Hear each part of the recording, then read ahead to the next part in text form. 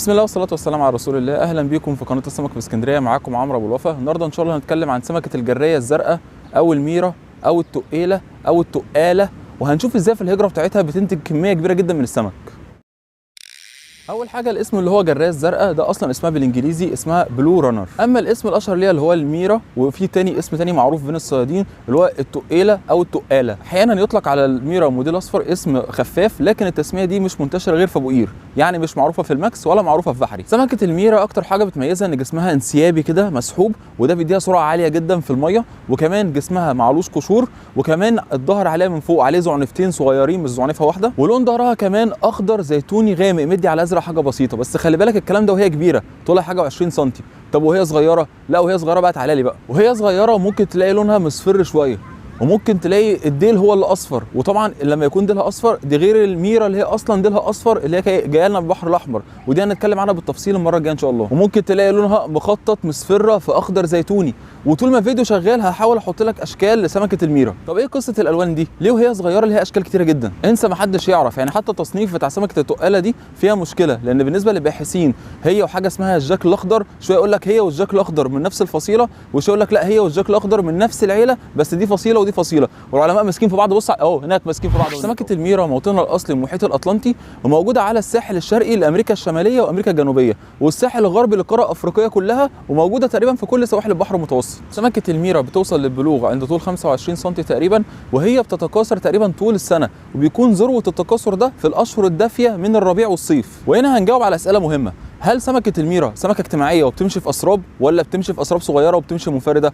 وهل هي بتمشي على وش الميه ولا هي اصلا سمكه قاعيه؟ العادي في سمكه الميرة ان هي سمكه قاعيه وبتمشي في اسراب صغيره، ولو هي سنها كبير بتمشي منفرده. لكن كل ده بيتغير في وقت التزاوج. وقت التزاوج سمكه الميرة بتكون اسراب كبيره جدا جدا جدا، بيقول لك بعض الاسراب وصل عددها ل 10000 سمكه، وبيهاجروا على وش الميه. يوم يتحولوا ان هم من سمكه قاعيه ان هم ايه اعداد كبيره جدا وبتهاجر على وش الميه. بيروحوا فين بقى؟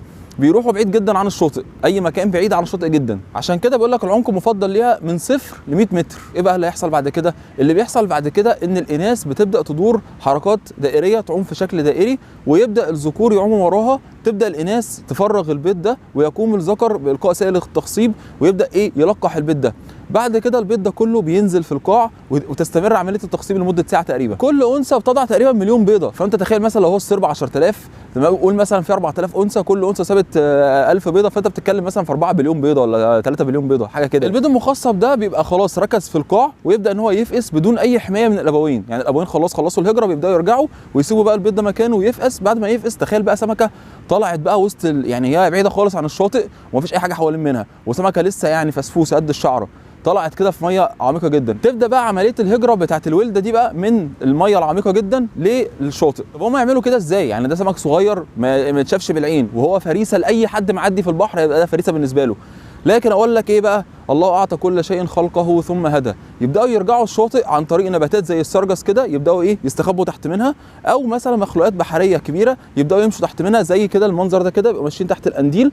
وعندنا على فكره المنظر ده بنشوفوه في اسكندريه في التسقيط، بس على منظر صغير شويه، بيبقى القنديل قد كده مثلا، وتحت منه ايه حوالي 20 30 سمكه مستخبين تحت منه. طبعا كام بليون سمكه دول، اللي عاش منهم عاش واللي مات مات. يوصل بقى الشاطئ ويبدا ان هو ايه يستنى سن البلوغ بتاعه عشان يبدا يشارك في الهجره زي ما عمل ايه اسلافه. طيب لو سمكه الميرة مش وقت الهجره بتقعد فين؟ سمكه الميرة بتحب جدا المخابئ، شعاب مرجانيه مثلا، وتخش تستخبى فيها. تحب في مأوى كده، سفينه غرقانه مثلا، او هم كل المصادر اجمعت ان هي بتحب جدا منصات البترول، وان منصات البترول بالنسبه لها المعموله في البحر دي بالنسبه لها العشق رقم 1 في الناس تسكن فيها. وهي سمكه سريعه جدا وشقيه جدا ومرحه جدا، وبيحبوا هم يعني يلعبوا مع بعض في وسط السرب وكده.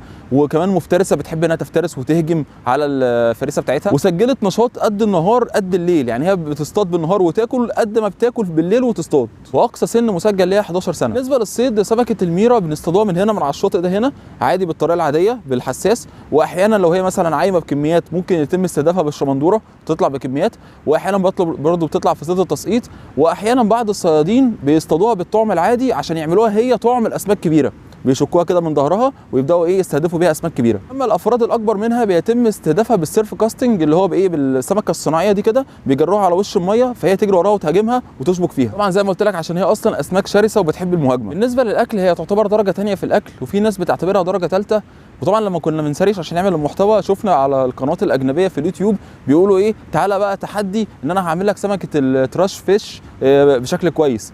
التراش فيش المقصود بيها سمكه نفايات، يعني استغفر الله العظيم، بيقولوا عليها ايه، سمكه نفايات، والتحدي بينهم وبين بعض مين هيعملها بشكل احسن ويبقى ليها طعم عن التاني. لكن هنا في اسكندريه سمكه محبوبه وماسكه سعر، يعني تقريبا دلوقتي الكيلو وصل 100 جنيه تقريبا. سيبك بقى من كل الكلام ده، انت هاتها طازه تمام ونضفها واحشيها بطنها واعملها شوي زيت وليمون، وادعي لي والله العظيم طعمها خطير جدا.